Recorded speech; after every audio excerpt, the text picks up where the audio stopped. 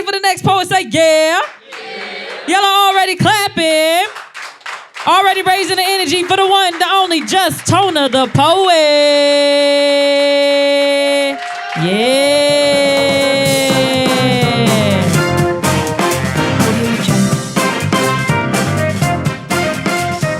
Hey, y'all, hey.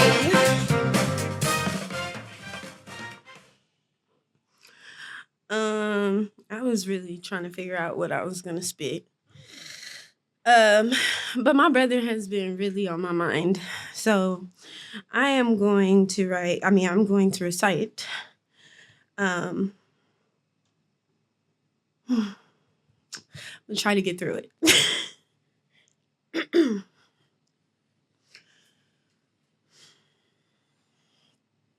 Often, I feel cheated by time. Because as much as it gives, it takes. And without an option to rewind, turn back, correct mistakes, try again. See, time only allows me to live in the present tense. And then, without my permission, time moves forward and I with it. Time is a thief that stole a piece of my heart and left a gaping hole of grief. And I'm so damn tired of hearing, just give it time to heal. Because time cut me so deep that the scar left behind will always be a painful reminder of the day that my heart shattered into a sunken place. My eyes cried rivers, my rage, it combusted into flames, and the wail that I let out that night was capable of haunting dreams. I'm talking earthquakes of emotions and aftershocks of anxiety, and time, it kept ticking away day by day, and the pain remained exactly the same. See, I allowed all this time to pass, and time still didn't heal shit. I was, however, still in shock, paralyzed in my pain, stagnant in my rage, stuck in a nightmare I could not wake up from, in denial, because this didn't happen. It's not real. At least that's what I keep telling myself. I picked up the phone to dial his number. He didn't answer. Why the fuck wouldn't he answer? He knows how that shit pisses me off, angry. Because the audacity of him to leave me before I was ready to let him go. He should have fought back. He was stronger than that. He made me a promise that he would always be here. And now I'm supposed to just accept the fact that our time has expired. Bargaining. Because at this point, I would do anything not to feel this pain. So I try to find my smile at the bottom of a bottle, numb. I just want to be numb, so I smoke myself to sleep, and at least in those couple of hours, my mind, it can be at peace. These vices, they kept me at ease until depression swept me off my feet. And then I'm stuck in bed, enveloped in my grief, isolated in my thoughts, because what the fuck is life without him in it? My brother, my best friend, I just don't understand. See, I've prayed, but no amount of prayer will bring him back to me. Testing God. Are you still there? I have to find a way to cope.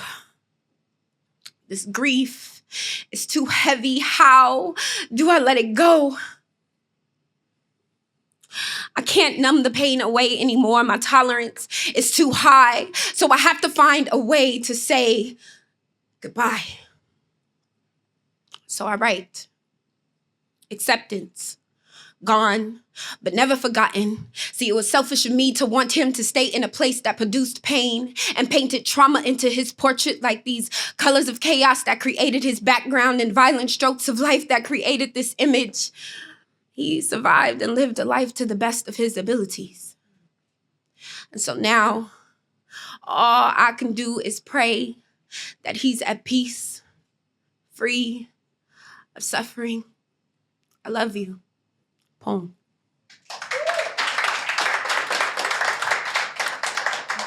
Wow. Thank you. Strength, courage, all of that just now. Just we all witnessed that together. And I appreciate you for sharing that.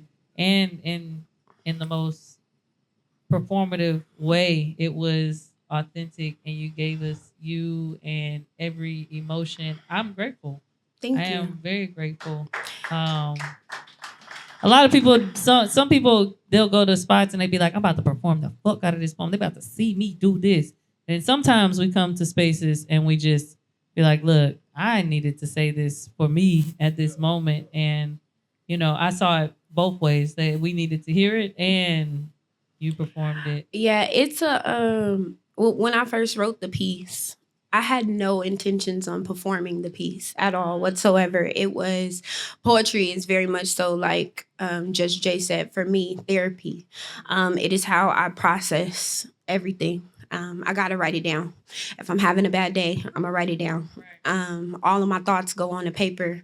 And so when I wrote it and I spit it to Drika, and Shout out to Drika. Shout out to Drika. Facts loaded. But when I spit it to her, she told me something. She told me that the poem was essential. It needed to be heard by other people. It was something that she said it wasn't mine to keep. And so as much or as emotional as this poem is for me, I do feel like in spaces that I've never been before, it's heavy, but it's necessary. So I will spit this piece until I'm done spitting it. And we appreciate you for it. Do you have any shows or anything coming up where people can see you? I don't. You can follow me at just Tona _ the poet. You can also follow my team, Poet Now Loading. We do have a lot of exciting things. Last year we did the Fred Hampton Awards. So this year we doing it again. It's gonna be bigger and better. I am a revolutionary.